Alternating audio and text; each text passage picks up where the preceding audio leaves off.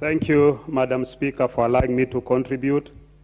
And I want to pick from where my colleague, Honorable Didimas Barasa, just left, that we have enough maize in the North Rift, within Trans Nzoia and Bungoma, enough that we should not be importing maize at this moment when our farmers are harvesting.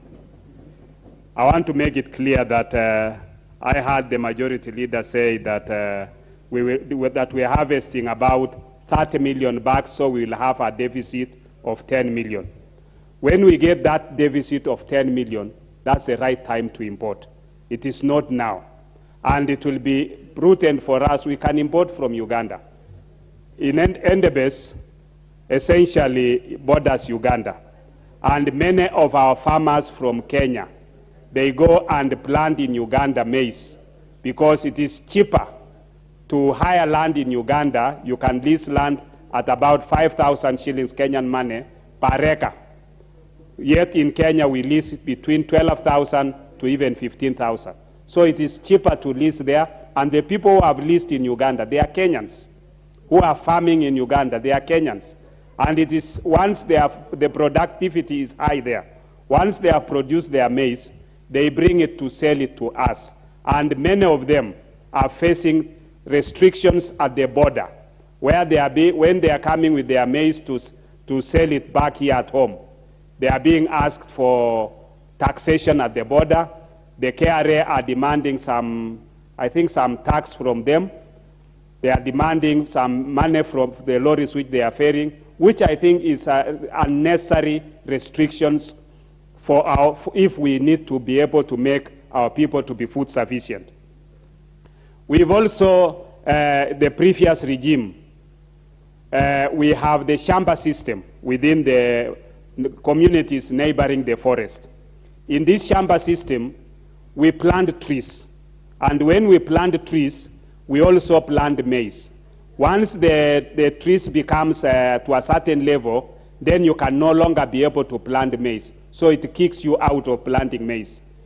The regime that was there discouraged those communities, the CFS, from planting maize, that they plant short-term crops. These short-term crops were tomatoes, which could not be able to perform in that area. So in a way, we even contributed to food deficit. Because if we had allowed these farmers, in addition to taking care of the trees, because in these areas where they are planting, we call it pellies.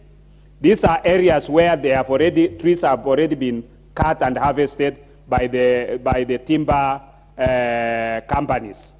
So the land has been left fallow. The communities surrounding it form the CFS, which now plant maize and plant trees. They are taking care of those trees. Once the trees reach a certain level, it chases away those who are planting maize. So in a way, we've not been able to, we've made our farmers to be poor. We've impoverished them. We've made them not to have any food for themselves. And yet here we are complaining. The government has said we are subsidizing fertilizer, which is a good thing. But let's subsidize fertilizer for the next crop, because the current crop, the cost of production was just too high. We were buying fertilizer at around 6,000. We were buying maize seed at 10 kilogram at around 2,000 or 3,000. Now, then you are plowing because of the cost of fuel. It was also high.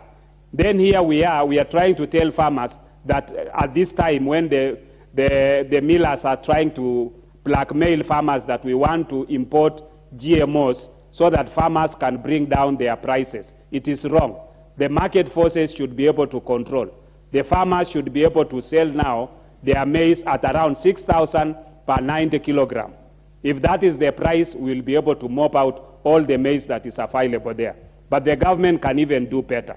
They can open national cereal boards and purchase for farmers and feed Kenyans who are not having food in other areas. With those few remarks, I want to stand with the Honorable Kirwa, the member for Mosop, on this important motion on adjournment. Thank you, Madam Speaker.